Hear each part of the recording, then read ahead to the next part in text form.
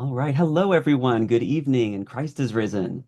On behalf of the St. Phoebe Center for the Deaconess, it's our pleasure to welcome you this bright Thursday evening to our Zoom event entitled Deconstructing the Orthodoxy as Masculine Narrative, Faithful Witness, and the Orthodox Tradition. My name is Andy Nosel. I am one of the board members of the St. Phoebe Center, and together with my friend and fellow board member Marty Perry, we're happy to be your hosts and moderators this evening. I'd like to begin our event today with the prayer of St. Phoebe.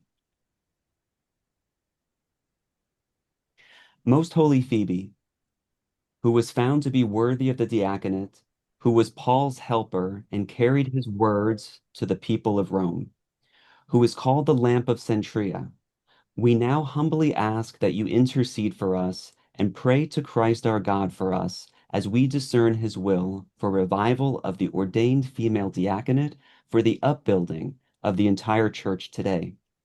Pray that we will be blessed and fruitful in all our works this day and always. To God's glory. Amen. So I'd now like to turn it over to my co-host Marty, who's going to tell you a little bit more about the St. Phoebe Center, and then she'll hand it back to me to introduce tonight's event and our first speaker. Marty. It's really terrific to have everybody here coming in.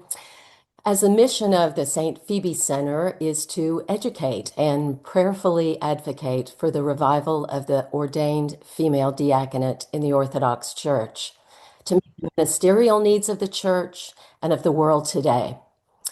In the Orthodox Church, ordination is a setting apart of people for ministry in a particular community, enlivening their gifts with the grace of the Holy Spirit, and changing their relationship with the community. In the ancient church, and as recently as 2024 in Zimbabwe, deaconesses were vetted, trained, and then ordained in the context of the Eucharist at the altar and by the bishop. Ordination of deaconess confers authority, credibility, recognition, support, and protection of the church. And it requires public accountability and obedience to the bishop. This diaconate, including both deacons and deaconesses, is a unique ordained order in the Orthodox Church. It is a particular ministry of service that connects the sacramental life of the church to the liturgy of our lives. This connection to the sacramental life of the church is what distinguishes it from lay ministry most particularly.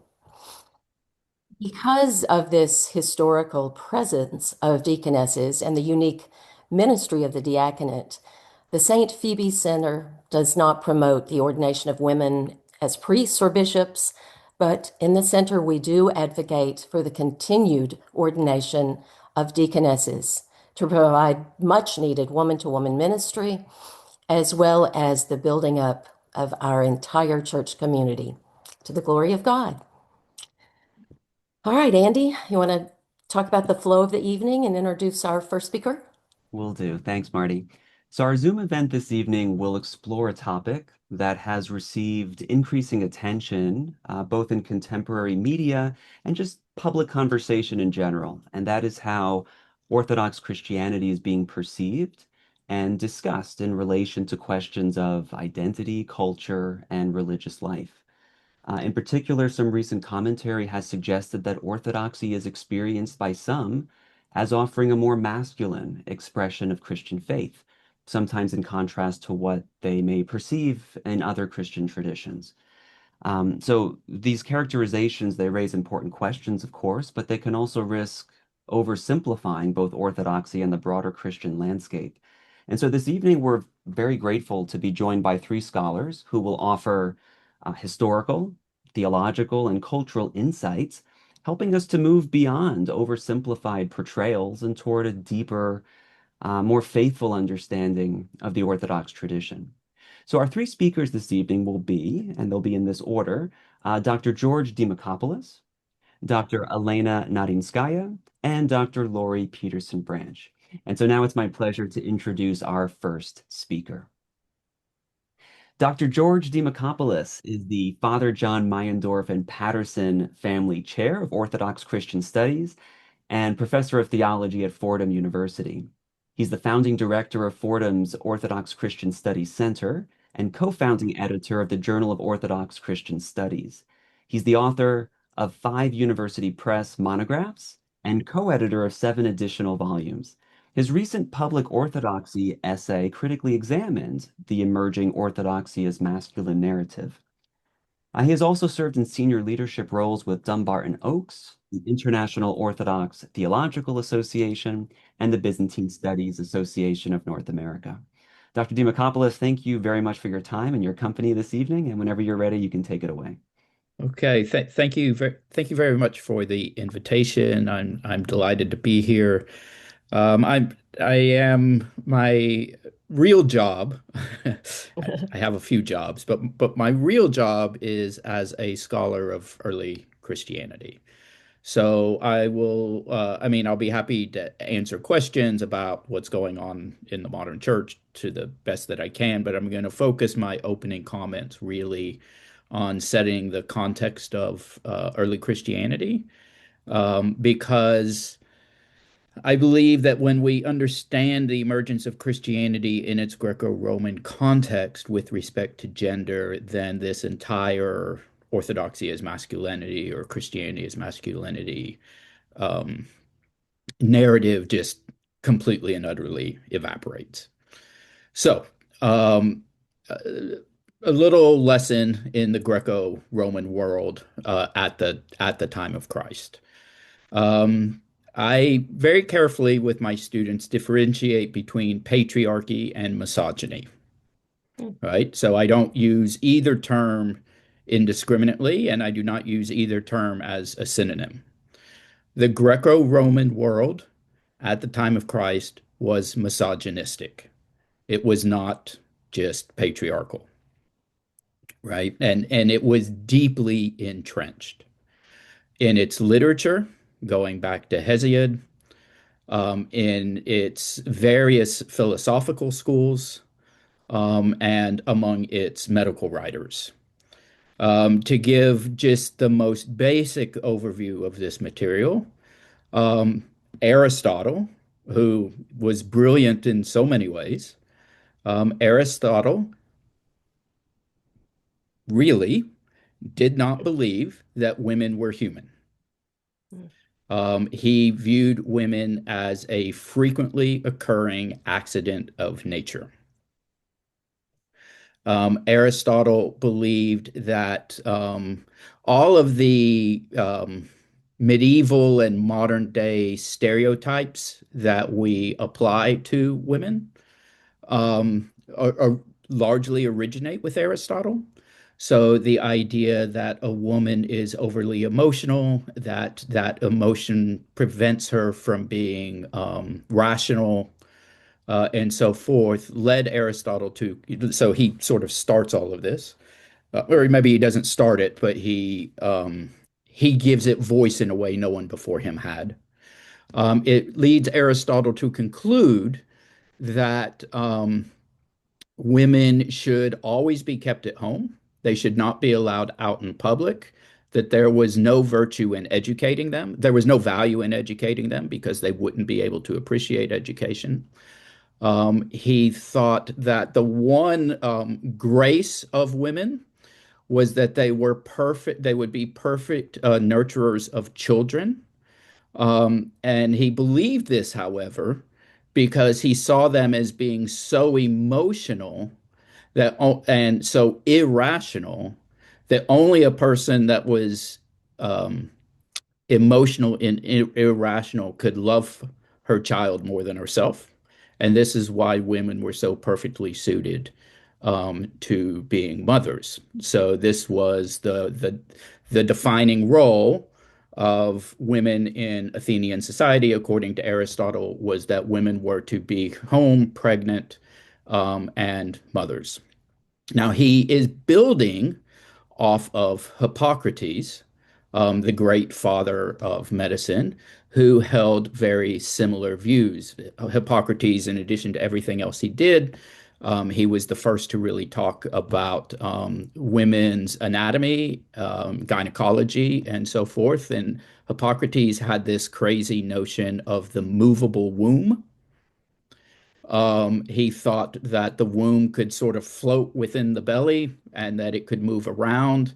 And if it was out of place, this made women more irrational and more emotional than they ordinarily already were. And so the only solution to this was to keep women pregnant and at home, right? So I think we see a pattern here, right? Some of this I know is like really shocking and hard to hear, but this is the reality, right? This is the reality of the philosophical, medical, literary world that Jesus is born into. Now, I'm talking about ancient Greece and Hellenism and so forth. The Roman system picks up on a great deal of this. They basically put all of this into practice in law, a tradition known as the paterfamilias, where women did not have any legal standing. Women were basically the property of either their fathers, their husbands, or their sons.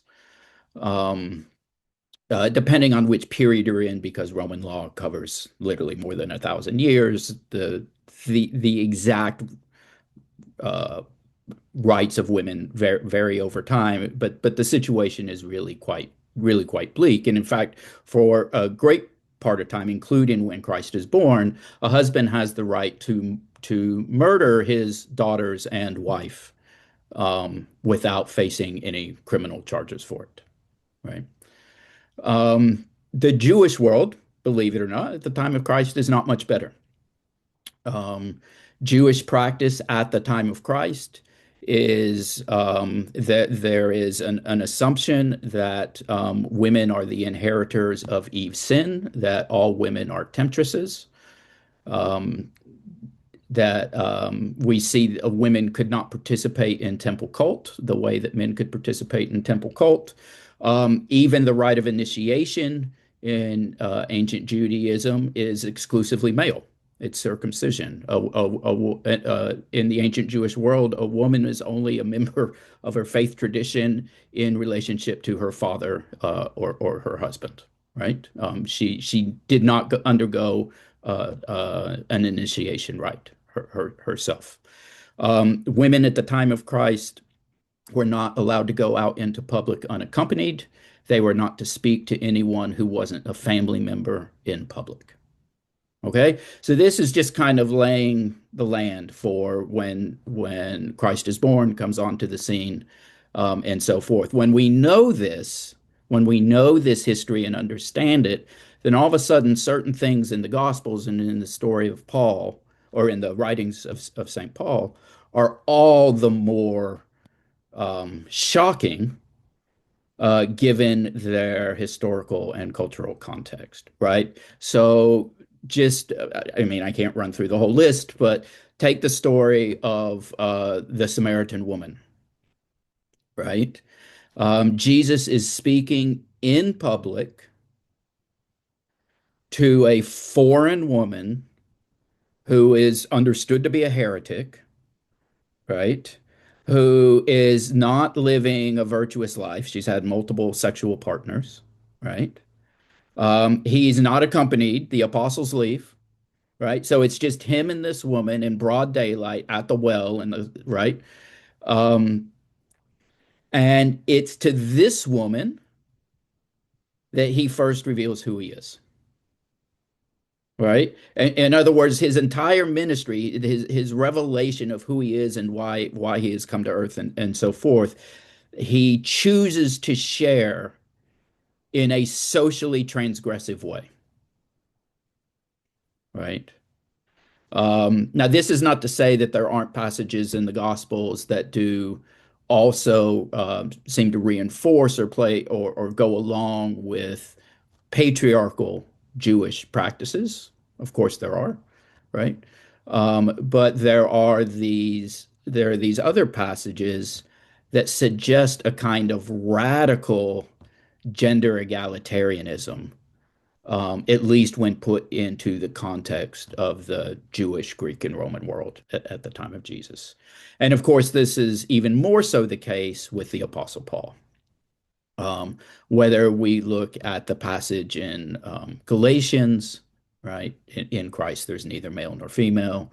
Or if we look at the story of St. Phoebe, which everybody on this call knows so well, right? I mean, St. Paul has trusted the single most significant theological work of the first century to be carried to Rome and publicly interpreted in Rome by a woman, right? The way that letter writing works in the ancient world, the person who delivers your letter has been authorized to answer questions about it. St. Paul has never been to Rome. He is sending St. Phoebe as his theological ambassador, right? He has entrusted her to answer the questions of his most important theological work, right? So here again, we see a kind of radical gender egalitarianism in the context of the time. Now, there are obviously other passages in St. Paul that do seem to reinforce patriarchal structures, and I'm not here to suggest that Paul is a radical feminist in the modern sense of the term.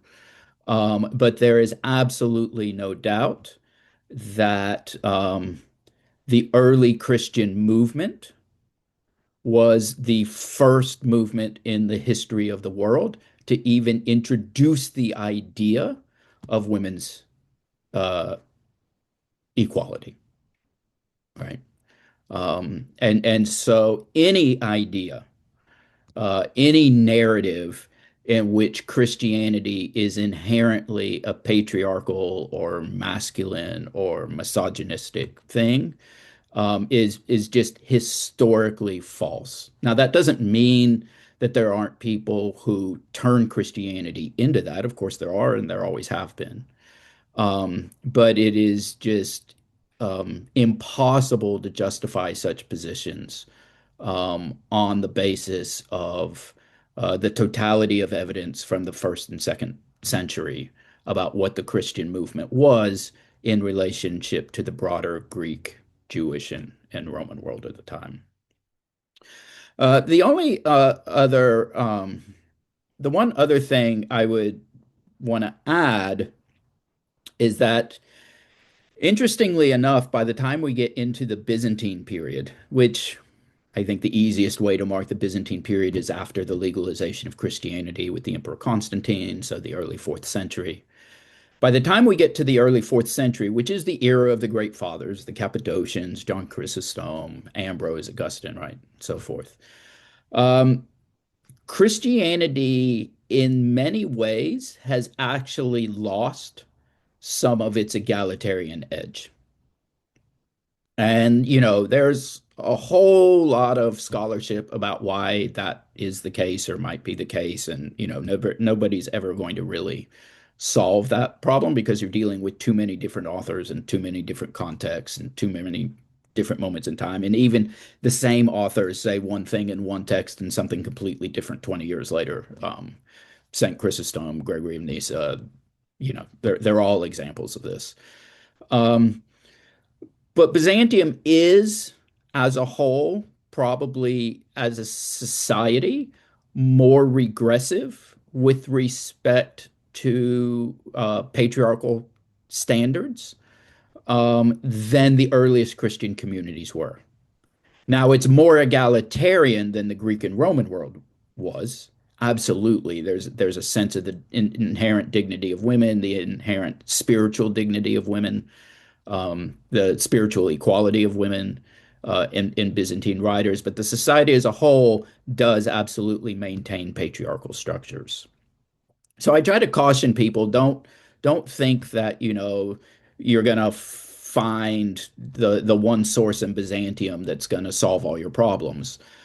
Because the Byzantine record is really, really messy and it's very overlapping and very self-contradictory, right? We do ourselves a disservice when we think that the Byzantine church was a single thing. It was far more diverse and evolving than we generally assume. The one explanation that I will offer for, well, why is it the case that there might be again, I make a difference between patriarchal and misogynistic. Why are there patriarchal expressions in the church fathers, right? And there are. There's no getting around it.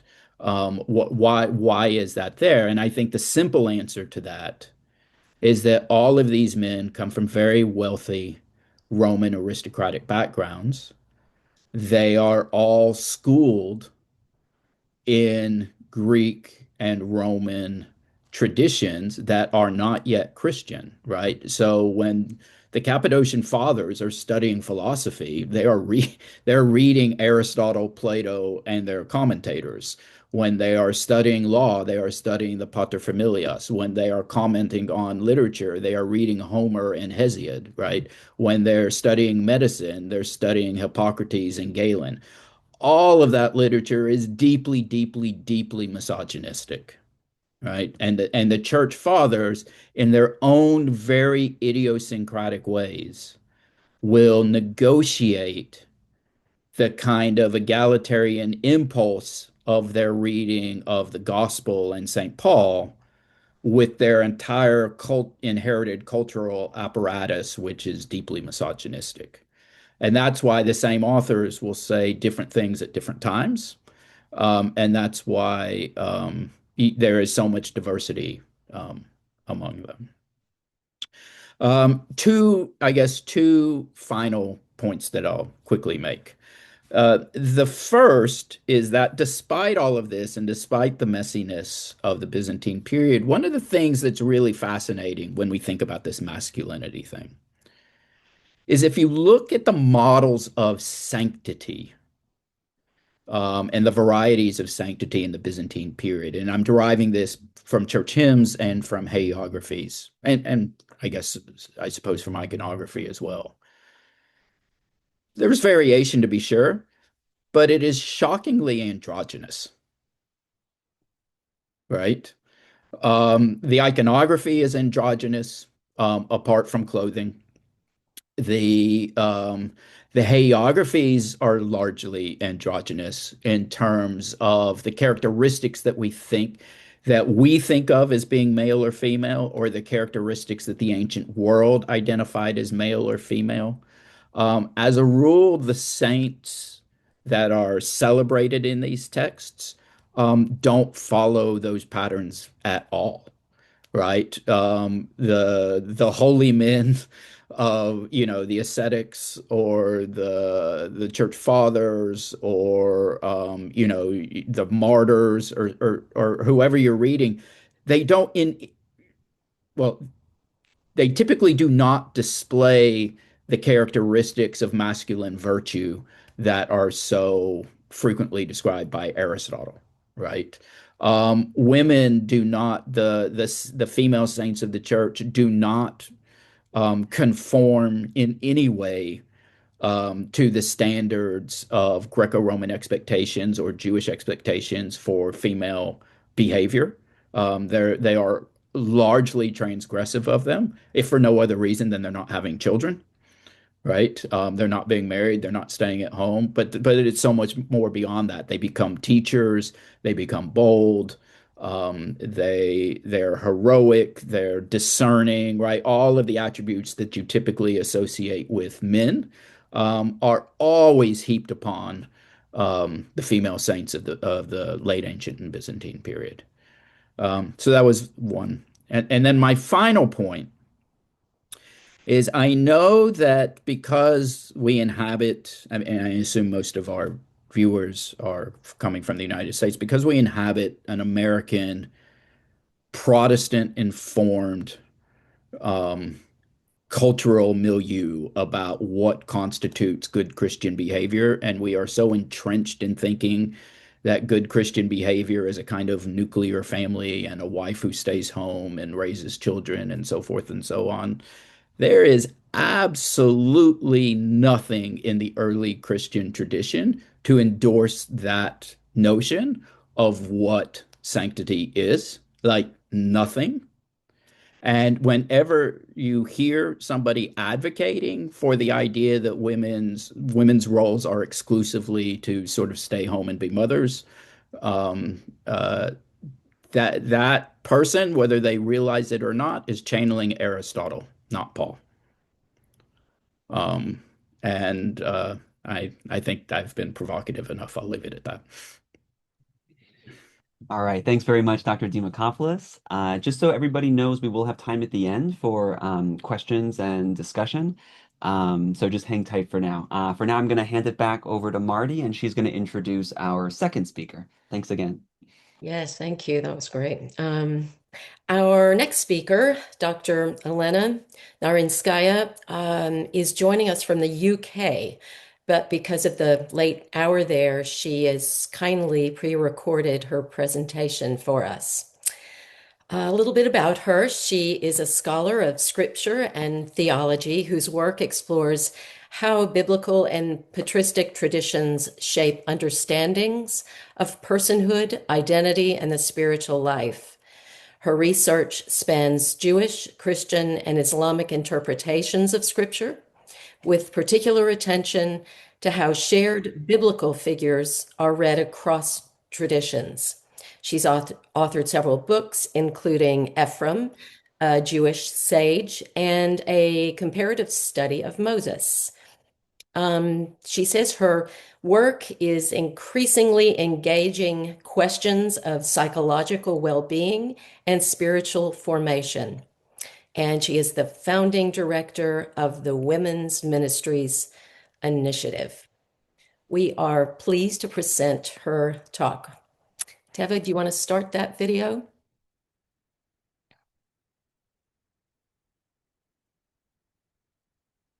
For the opportunity to present today.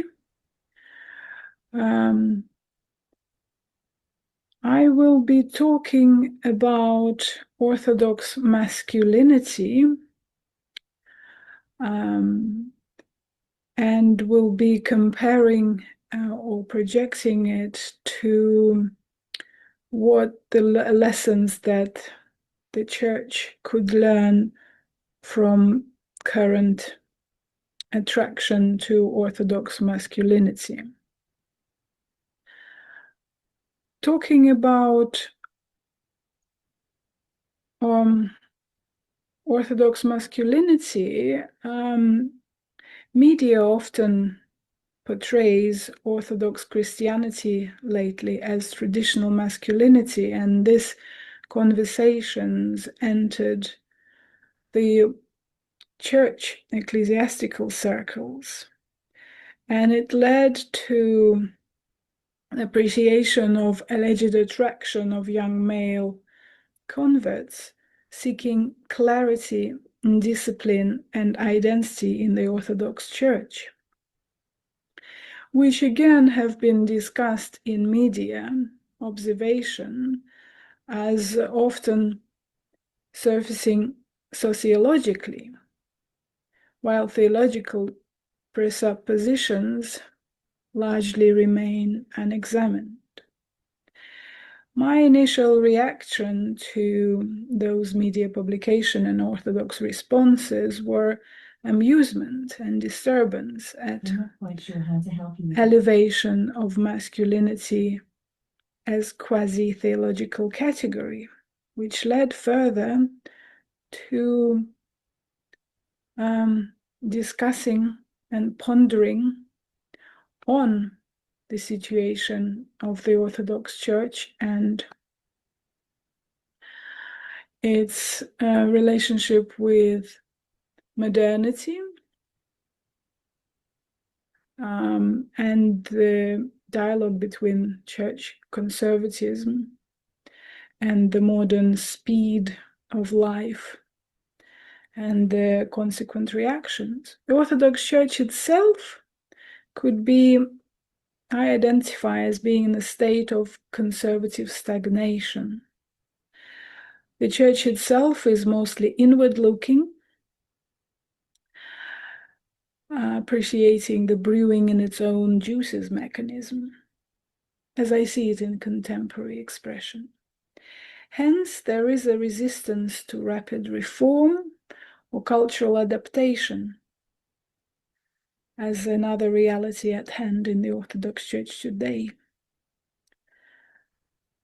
Of course, the beauty of the church itself lies in the richness and continuity of supposedly living tradition from the church fathers through biblical and liturgical legacy into the modern reality and experience of it.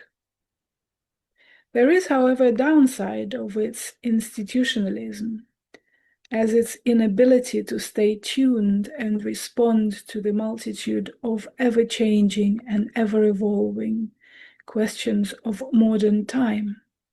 The question of gender, for example, is one of those issues where the church is not seen to be joining in the overall conversation.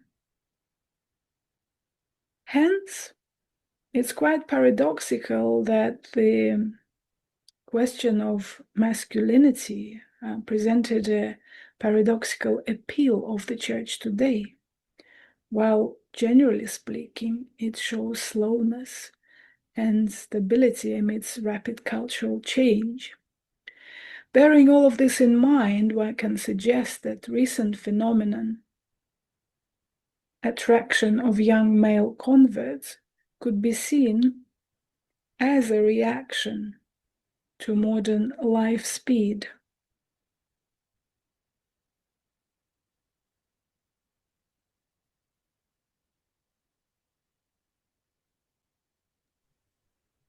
Tefa, it seems like it cut out there.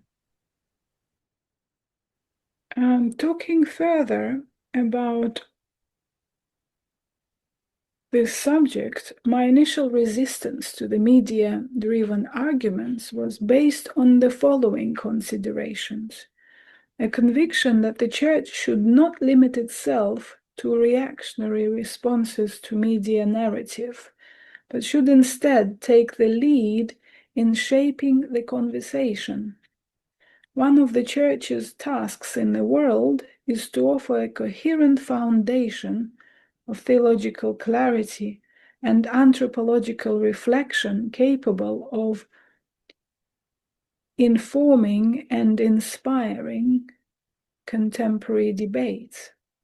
Reflecting on the notion of so-called Orthodox masculinity reveals that despite its crude formulation, the discussion exposes significant and largely unresolved anthropological questions. Talking about male dominance and ecclesial visibility and Orthodox Christian anthropology, one can look at clergy being exclusively male in the Orthodox Church, while female deacons were historically marginally present and largely extinct. Looking at the absence of sustained theological debate on women's ordination is yet another illustration of Orthodox Christian anthropology not being very vocal and developed in the modern times. Therefore, the patriarchal assumption in the Orthodox Church could be seen as functioning as unexamined norms, and therefore patriarchy as being present as an unquestionable foundation of the formation of the Orthodox Church. What is so problematic about this? It is problematic because historical development can easily become associated with dogmatic normativity. Therefore, in popular perception, whatever comes from the past is often equated with the holy tradition in Orthodoxy, and is therefore assumed to be unchangeable and beyond challenge. From a psychological perspective, certain norms become so deeply embedded in human consciousness that they are rarely even questioned. Their suitability or relevance to contemporary realities is therefore seldom examined. In psychotherapy, reflection is encouraged precisely so that individuals can reassess such inherited norms and reconsider their significance in their present lives. This raises the question of what kind of norm is projected by such strong male visibility within the Orthodox Church today. A further question is whether this perceived norm is being conflated with the theological necessity and with the anthropological stance of the Church. Looking at masculinity as a purely cultural construct, which is a construct within the society, shaped by cultural, historical, perhaps even symbolic forces. Masculinity is defined in contrast to femininity, presenting a binary framework and which promise clarity. Therefore, cultural reassurance is achieved by those norms, not a theological affirmation. And this binary gender, masculine, feminine attitude, perhaps to some offering comfort, but not a theological coherence. One can challenge whether the masculinity is a theological category. The central question is, what is the relevance of masculinity within the Orthodox theology? Unfortunately, Orthodox anthropology remains insufficiently articulated with regards to questions of gender, even until nowadays. In the absence of the clear theological articulation, folklore, custom, and symbolic practices often fill the resulting conceptual vacuum. Masculinity may therefore emerge as a form of cultural compensation rather than as a theological doctrine. And this distinction is crucial. Looking at the Church Fathers, we can see the writings of Gregory of Nyssa on gender and the image of God. He writes about humans being created in God's image before sexual differentiation, talking about as gender being provisional, while divine image constituted by capacity for communion with God. Masculinity and femininity, therefore, are seen as provisional and cannot bear, therefore, ultimate theological weight. According to the foundations of patristics, anthropology, and the theological teaching of Gregory of Nyssa and Maximus the Confessor, sex and gender are not ontological categories within patristic anthropology. According to the teachings of the Church Father, humanity is not and should not be understood as divided into two distinct species. The Orthodox tradition suggests that sex and gender are existentially significant and therefore shape our lived experience and, like other aspects of human life, influence our journey towards deification. However, they do not predetermine it. For this reason, claims about a distinct Orthodox masculinity do not withstand theological scrutiny. Even as a response to media narratives, it is important to emphasize this fundamental insight of patristic anthropology. Once the question is opened, it must also be carried into the 21st century, where the Church is called not merely to react to cultural narratives, but to lead the conversation. The relative silence of contemporary Orthodox theology on this matter risks allowing pseudo-theological and quasi-anthropological arguments to emerge, much like weeds in an unattended field. When we look at Maximus the Confessor and the healing of division, this binary division, he talks about gender within cosmic division, which is healed in Christ. Therefore, salvation as a transfiguration of divisions is projected, not as a preservation of those divisions. Therefore, masculinity and femininity, again, are not theological, anthropological, or salvific normatives for human destiny. The goal of human existence is a communion and deification. The communion can be understood on the human level as the communion with each other across the dividing barriers, as well as on the divine level with God and through Christ. Readdressing the detrimental effect of some symbolic practices and their theological incoherence, one can talk about menstruating women who are discouraged or prohibited in some Orthodox contexts. This reinforces, in a way, male dominance, undermines freedom and participation in divine life, and vocalizes the contradiction between patristic anthropology and ecclesial practice. Going back to reactionary masculinity and media narratives, those media narratives could be seen as emphasizing masculinities as an antidote to contemporary gender confusion.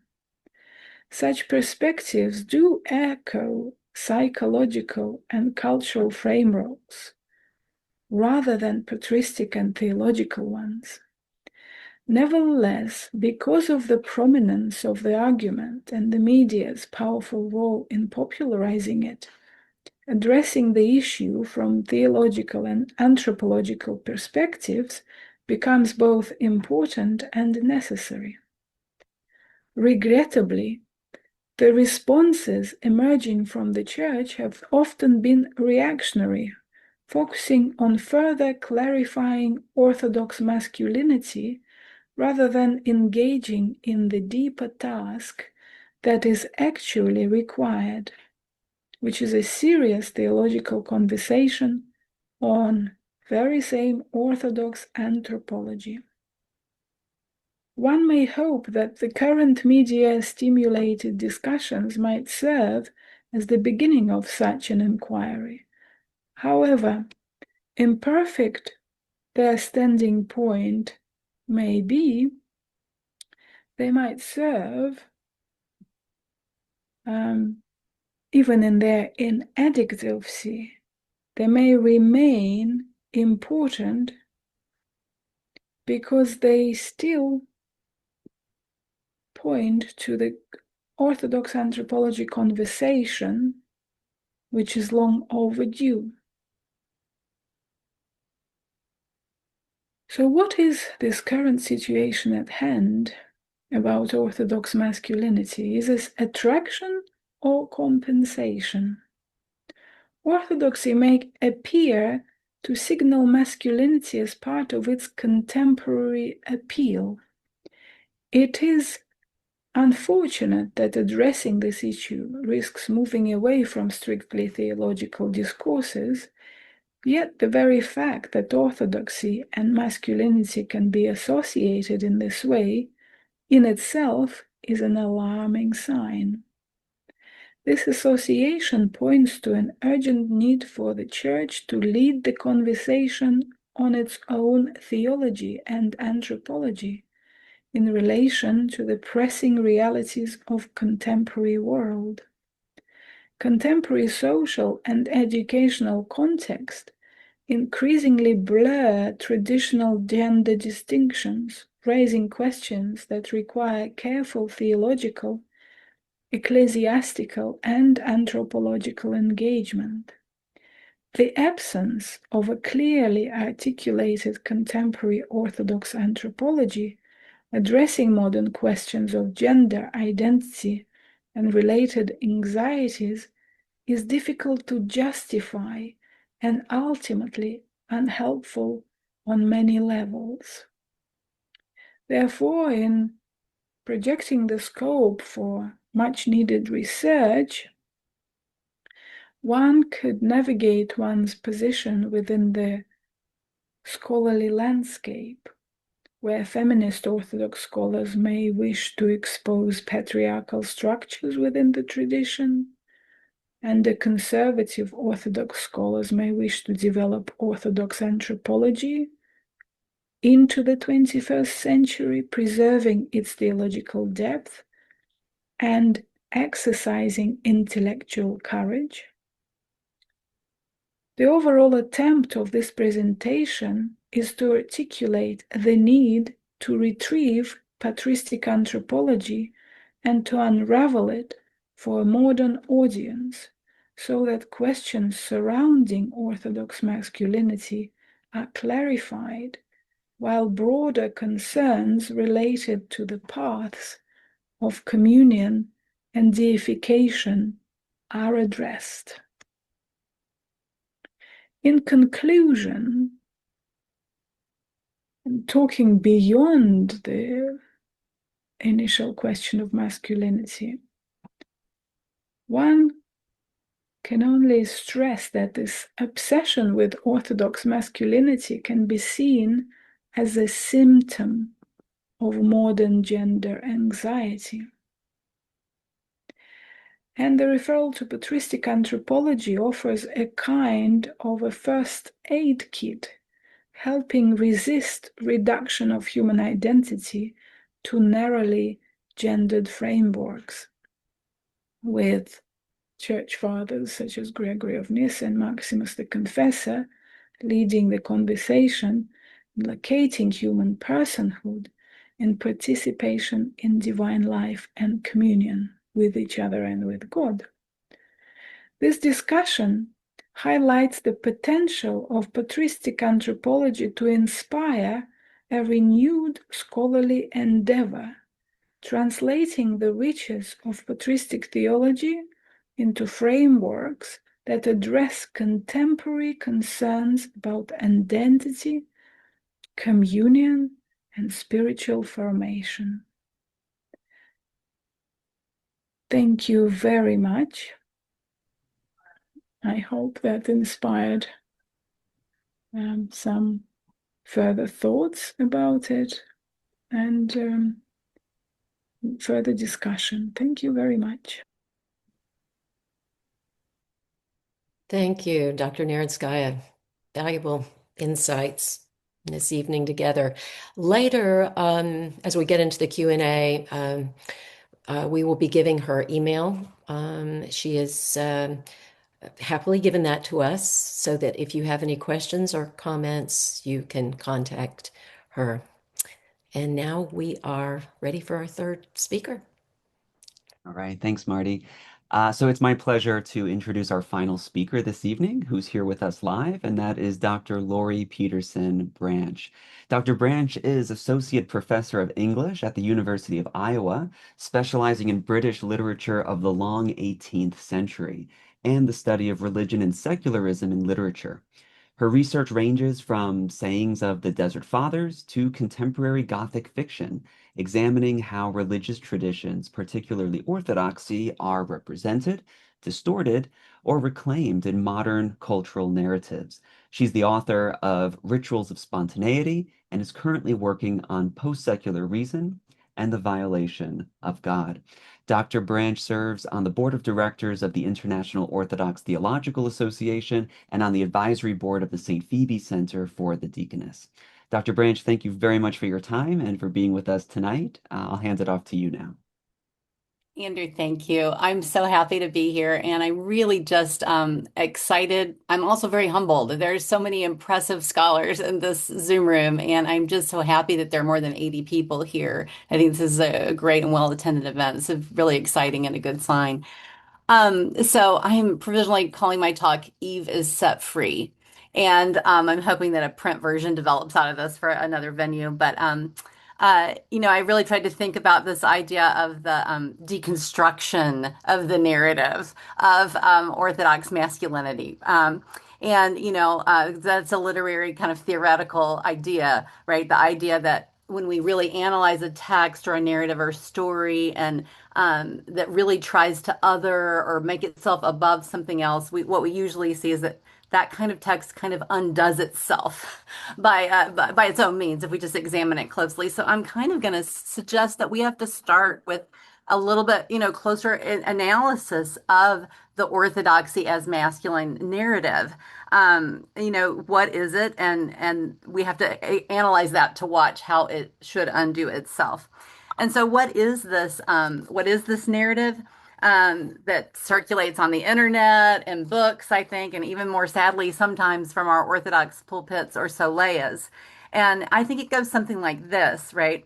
Orthodoxy is masculine because it is the true ancient faith, because it hasn't been watered down like feminized Western versions of Christianity. And therefore, it's masculine and robust and appeals to men, right? You have to be tough and manly. We actually hear this to fast, right? To stand up for all these services, et cetera, et cetera. This is not a religion for wimps. Or for men who shave, for that matter, or for men who don't really want to be in charge of women. And sadly, we hear versions of this story even from, female writers I admire, like Frederica Matthews Green, right? And it can be pretty dismaying, I have to say. I heard this all, I've been Orthodox more than 30 years as a female convert who was not led there by a husband or anybody else, right? It's pretty dismaying to just hear this narrative, repeated a lot. I think that we have to understand that this story about orthodoxy is soundly based in a long-standing Western Christian narrative that got going in the 19th and 20th centuries about how Christianity had been feminized. Okay, so we really have to understand this is a long-term story about Western Christianity itself, right? This perception in the 19th century that Christianity, that piety, that belief had become feminized was actually widespread in that period. And it generated all sorts of reactions, even in the Victorian period, right? There's a whole movement called muscular Christianity. You can just Google it after this session that gets going in the Victorian period because people are so worried about the feminization of the faith that they perceive, right? And I just want to say that separate book, Violation of God, that Andrew mentioned, that part of the whole thesis of that book is that before we see the feminization of religion in Britain and in Western Europe, which actually is a thing, what we see is the secularization of masculinity in the Enlightenment. And that's a whole separate thing. Like, really, actually, what we mean by that secularization, this kind of assumption of a position of mastery and domination, which is profoundly unchristian, right? And represents a kind of secularization of the male subject position. Separate story. But so this perception of the feminization of Christianity in the West, right, produces reactions in the 19th century like muscular Christianity, and in the 20th century, the wonderful contemporary Protestant historian Kristen Kobes du Mais points out in her wonderful book, I'm sure many of you have heard of it, Jesus and John Wayne, right? She says that this issued in like the militant masculinity of Christianity in the 20th century American Protestantism, from Teddy Roosevelt to John Wayne, right? It comes to be masculinity comes to be associated with a kind of vigilante violence, even with, sadly, a very white Christian nationalism, and crucially, a rigid complementarianism. And I really put that term in scare quotes because all complementarianism is a euphemism to put a gold ring in the pig snout of patriarchy and misogyny of female subjugation. So that complementarian ideology is part and parcel of this whole religious development in the 20th century, especially. And I just cannot say emphatically enough in this very short talk. And we as Orthodox really need to take this on board that the fundamental idea of female subjugation to men as being a pillar of the Christian faith actually gets louder and takes the shape that we know it in the 20th century in America. Like that is so specific to our context. I mean, certainly Christian history is littered with unfortunate, misogynistic, shameful episodes of men denigrating women for reasons that George did a great job of explaining to us, the long historical backstory of that, right? But this explicit polarized idea, Christian idea, that women are lower and weaker and that this is how God means it to be. Protestants popularized this idea as, quote, biblical womanhood, is only articulated as such in the 20th century for really reactionary reasons. And I can't recommend enough a book. I'm actually going to hold it up here for my screen, so I hope you can see it. This really wonderful, accessible, learned book. I don't know if it's going to be in focus there, by the historian who teaches at Baylor. And the Protestant historian Beth Allison Barr, called The Making of Biblical Womanhood, which really gets into the weeds of how this came about and also how it's not true to the whole of Christian history. And she just does a great survey of women across Eastern Orthodoxy, Roman Catholicism before the Reformation, and even in the early parts of the Reformation. And really shows us how late this particular idea of biblical womanhood is in emerging. And crucially enough, to us Orthodox who care a lot about theology, Barr is wonderful in showing that how this idea of biblical womanhood is leading really swaths of Protestantism into outright heresy in terms of Trinitarian theology, because it is making them to try to root female subjugation in the image of God. They have to have a theology of subordinationism of the Son to the Father, and they try to root female subjugation in that. So she's got a fascinating, like, theological part at the end of that book, getting into territory that's kind of dear to Orthodox Trinitarian theologians. So my intention here is not to blame the Orthodoxy as masculine narrative on our Western context. But there is no denying that this Western context of secularism and the strong Protestant reactionary tendency plays a huge role in what we experience and the reason this narrative gets going. In fact, in North America, I think we have to think about the fact that we have not just extraordinarily high numbers of Protestant converts to Orthodoxy, of which I am one, but that we have extraordinarily high percentages of Protestant convert clergy, even. So the OCA and the Antiochian Archdiocese have majority convert clergy, between 50 and 60%, depending on the statistics that you look at. The Greeks, you only have 14% convert clergy.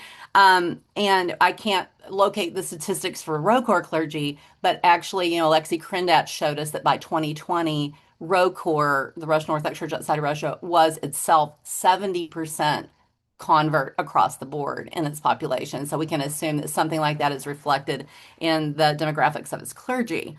And so there's no denying that not a few of our converts, lay and clergy, come to us with this complementarian ideology and baggage from many times their Protestant backgrounds, right? And many of our Orthodox lay people and clergy have imbibed kind of hook, line, and sinker this idea of female inferiority or fear of some kind of feminist bogeyman or bogey woman, I guess it would be. So that we have this kind of anxiety, that gender anxiety that Elena talked about, kind of infecting and creating anxiety in our own churches. I'm going to get around to countering this more in just a minute. But, I will also say that we end up flirting with the same theological errors when we as Orthodox go down this path. And I could say more about that, like overemphasizing the monarchia of the father to really root certain hierarchical ideas later. So to deconstruct the orthodoxy as masculine narrative, I think first of all, we have to have a serious, sober moment to consider how this narrative is constructing and propagating itself in our churches and why. Um, uh, Often demonizing women and feminists and scare quotes and caricaturing that feminism because this narrative is in fact loud and proud and poisoning not a few of our Orthodox wells. So it is important to understand the broader context in which our churches are, by most accounts, even though the data is shaky and you get different accounts, right? Our church is receiving male converts in droves. Um, in large part because Eastern Orthodoxy is seen as and being portrayed as supremely patriarchal. And women are most certainly leaving. I think it's not hard to construe the rapidly reversing gender percentages of our churches in North America as indicative of exactly this. So when you look, I just want you to think about these numbers. I know this is a lot, this is very dramatic, right? And so the Pew Charitable Trust statistics about the ratios of men to women in Orthodoxy in North America. In just 2007, we were still a majority woman religion, which has been the fact for most of Christian history, in fact. And the ratio was 46% men to 54% women. That's in 2007.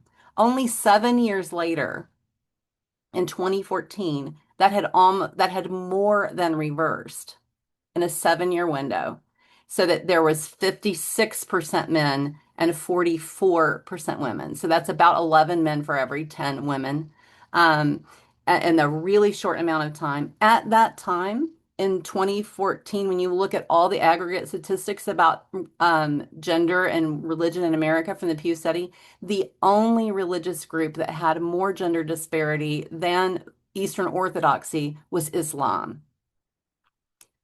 By 2023, 2024, we got the gold medal on that category, I will say, clocking in at 61% male and 36% female. That leaves 3% who preferred not to answer that question. And there is some statistical stuff if you want to talk about the way Pew changed how they gathered their data in that last census. But still, from the 2007 to 2014, you see this dramatic shift, and then you see its intensification in the data by 2023, 24. So I think that given the number of converts that we've received in that time, you would still have to have more women leave to make that reversal of the gender proportion happen so quickly. So I think that we do need to take that into consideration. Now, so how does this masculine orthodoxy deconstruct itself? I mean, ultimately, how does it show that it itself is not true to reality or to our own Orthodox history? And I have three things that I do want to say that I think are at the heart of undoing this narrative, how this narrative just in our own churches undoes itself. And the first is our scriptural theology and anthropology. And the second is our liturgy itself, our liturgical tradition. And the third is our real lived Christian experience across time. And I'm just going to talk about each of the three of these really briefly. So, one, under our Orthodox scriptural theology and anthropology, this is really the theology of the Trinity and the anthropology of the Imago Dei.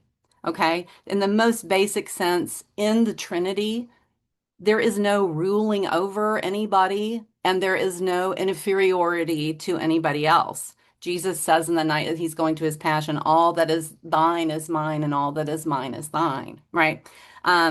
Jesus says, and our fundamental understanding of what it is to be human is, of course, based in the two creation narratives in Genesis 1 and 2.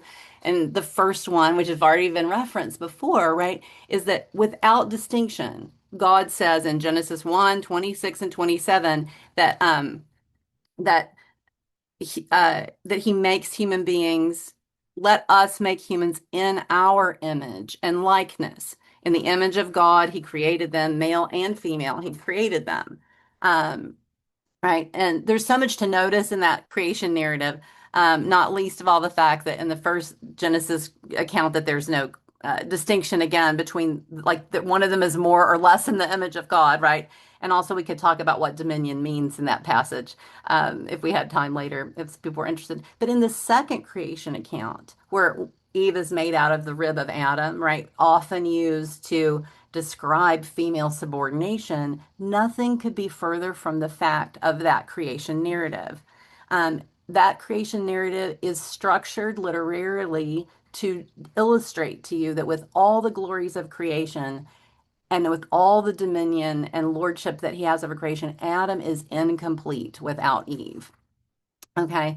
That without woman, he is incomplete. And God says very specifically, it is not good for man to be alone. And so he creates Eve with the same care he has made Adam by hand, not from the ground, but from Adam's own flesh to be his helpmeet. Now, this word helpmeet is super interesting. In Hebrew, it's the word Ebenezer. And that word Ebenezer is used almost always in Hebrew Bible in the Old Testament is applied to God. God is my helpmeet. Okay, the psalmist says and said repeatedly, right? So if you want to say that being a helpmeet makes you subordinate, you got some big theological fish to fry right there, because woman is the life giver. She's the mother of all the living, Eve is, and she is also the Ebenezer to the man in a way similar, likened to that God is. And it's only with this woman who is, not a slave, not an afterthought, not anything else, with the mother of all the living, that Adam is made complete, that he is overjoyed, in fact. Only with Eve is creation complete, and everything is declared to be very good. And it's arguably because of her role as the crowning glory and the giver of life that Satan approaches her to corrupt her with egotism and deathliness. But even stronger evidence that female subordination is not part of the created order as God intends it is the very obvious fact, my undergraduate students of the Bible can tell you that men ruling over women is part of the curse. And that is explicitly stated in Genesis 3, right? After the fall, God says to women, I will make your pangs in childbirth exceedingly great. In pain you shall bring forth children. Your desire shall be for your husband, and he shall rule over you. So that is explicitly the curse. It is not part of the created order, it is part of the curse. And this brings me to my second point, which is that our Orthodox liturgical tradition celebrates again and again how that this men ruling over women, which is part of the curse, we sing and we celebrate how Jesus Christ overturns that and sets women free. I was an Orthodox chanter and choir director for more than 30 years. And it was one of my greatest joys to chant that beautiful hymn at the end of Matins, the Theotokion at the end of the praises and after the Doxastikon and before the great doxology. And this is how it reads. I quote this to my students from memory in my class at the university oftentimes. Our hymn to the Virgin Mother of God says, Most blessed art thou, O Virgin Theotokos, for through him that was incarnate of thee, just listen to this list. Through him that was incarnate of thee is Hades despoiled, Adam is recalled from the dead, the curse is made void, Eve is set free, death is slain, and we are endowed with life. Wherefore, in hymns of praise, we cry aloud, Blessed art thou, O Christ our God, who is thus well pleased. Glory to thee. And also every eighth week in the church, through the Octoechus, when we get to tone 4, we chant in the Troparion for the resurrection itself, that glorious hymn, having learned the joyful message of the resurrection from the angel, the women disciples of the Lord cast from them their parental condemnation. They tossed away the curse like it was nothing. They were done with it. And they proudly broke the news to the disciples, saying, Death hath been spoiled. Christ God is risen, granting to the world great mercy. And I will just say as an aside, as I'm coming down to the very end here, that there's so much else we can say about that, the way that the church is very specifically, and so many of the early Christian writers interpreting Jesus as appearing to the women first as the undoing of this curse and subjugation. But we also, in a longer, talk, we could talk about that important epistle that is read at the Orthodox marriage ceremony from Ephesians 5, and how that is talking about mutual submission and not subjugation, and also the place in 1 Corinthians 14, which actually the historian Beth Allison Barr does a great job of reading, where Paul seems to be saying that women should be silent in churches, but he's actually making fun of that position, quoting Livy and Cato the Elder, I think. Okay, so this brings me all to the final point, which is that our real lived experience of women and experience of salvation in the life of the church. And I think that the orthodoxy as masculine narrative is just completely deconstructed under the weight of women actually in the church. The women that we see in scripture, the women in the first millennium church, especially serving as teachers to men, as deacons, and as receiving the title of saint equal to the apostles, right? They clearly reflect that liturgical and scriptural tradition about women having been set free from that curse of subjugation. I'm running out of time and space here, so I can't talk about all the saints I would love to mention here, especially the woman deacon Phoebe, who George mentioned, and so many fellow laborers of Paul, whom he names by name in his epistles, and especially the Cappadocian women, Saint Amelia, and especially Macrina the Younger, who her brothers Basil the Great and Gregory of Nyssa called the teacher of the teachers, right? And she was brilliant and feisty and articulate, and she has that. And we also that laudatory label from her brothers, and also our women saints who are named by the church that equals to the apostles, especially Mary Magdalene, Saint Nina, Olga, Helen. We could go on with it. So this experience of the church, our saints, our songs, our holy families throughout Christian history, is really an experience that women and men are made equally in God's image and likeness, and that salvation for men and women is really the same. It is a return to that Edenic bliss and love and communion for which humans were created, to the mystical union expressed so eloquently in the Song of Songs, where God and the human being revel in each other's beauty, and the bride and all of the humans, male and female, are the bride of God, who is the lover in the song, right? That they say the church says to God, set me as a seal upon your heart, for love is as strong as death, right? Salvation for each of us is just such a miracle and just such bliss and just so splendid. This is my concluding anecdote. I was once on an Orthodox homeschooling listserv, where one of the moms on that list was defending the all-male altar space as something that made her son, she had a lot of children, girls and boys, but it made her son feel really special and different than his sisters. And I bit my electronic tongue a lot in that listserv, but I really could not help myself at that point.